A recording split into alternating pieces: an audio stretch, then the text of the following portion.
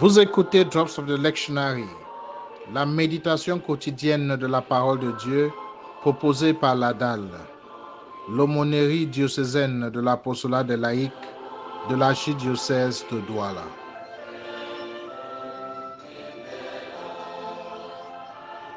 Seigneur, notre pasteur et notre guide, ta parole nous apporte consolation et paix.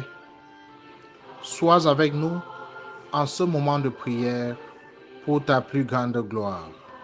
Amen.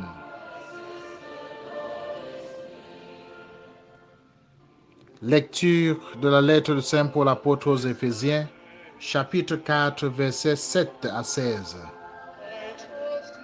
Frères et sœurs, à chacun d'entre nous, la grâce a été donnée selon la mesure du don fait par le Christ.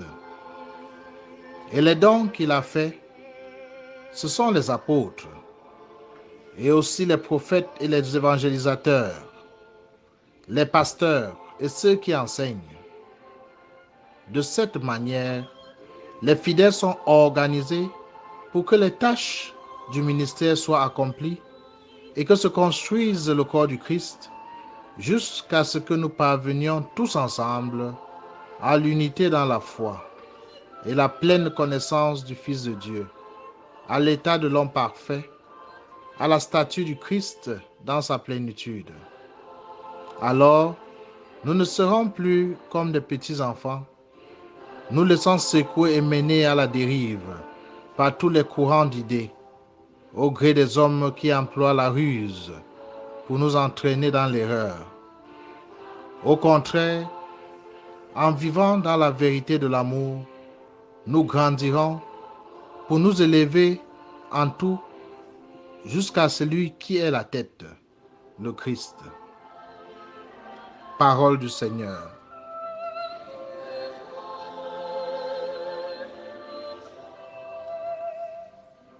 Chers frères et sœurs en Christ, l'Église a reçu une mission, celle d'enseigner.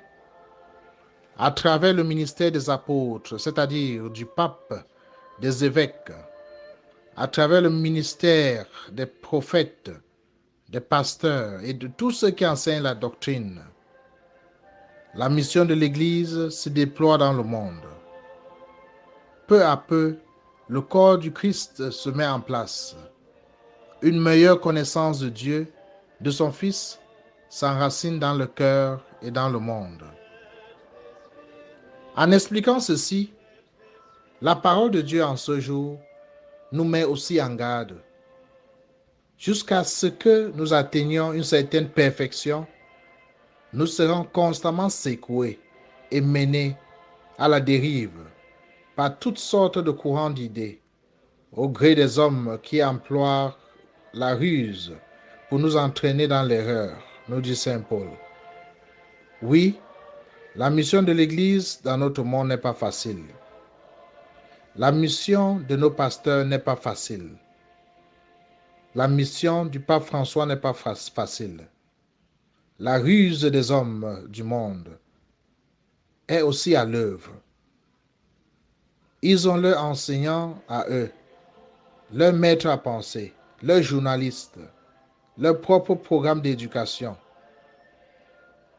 Donc la rencontre entre l'évangile de Jésus-Christ que porte l'Église et l'évangile que veulent les hommes du monde parfois peuvent nous dérouter et nous scandaliser.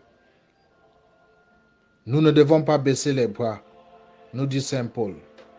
Nous devons continuer à vivre dans la vérité et dans l'amour pour grandir à la manière de Jésus-Christ.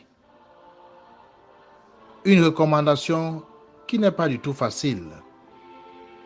Avoir un engagement absolu à la vérité de l'Évangile et en même temps garder un regard miséricordieux et bienveillant sur ceux qui vivent dans l'erreur. C'est aussi l'Évangile qui nous demande de le faire. Appuyant des exemples de Jésus-Christ pour nous éclairer. Chers frères et sœurs, nous devons prier pour nos pasteurs, surtout pour le pape François.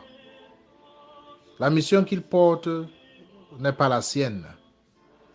Prions afin qu'il soit toujours assisté par l'Esprit de celui-là même qu'il envoie en mission, qu'il soit animé par la vérité, en même temps par l'amour. Prions pour nous-mêmes, car vivre dans la vérité et dans l'amour, dans nos propres vies et dans nos familles, n'est pas moins pesant, déroutant et parfois scandaleux qu'il en est dans l'Église.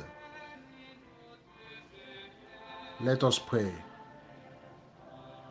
Lord, we want to live in your truth. The church needs your guidance and your protection as it confronts the world with the truth of the gospel.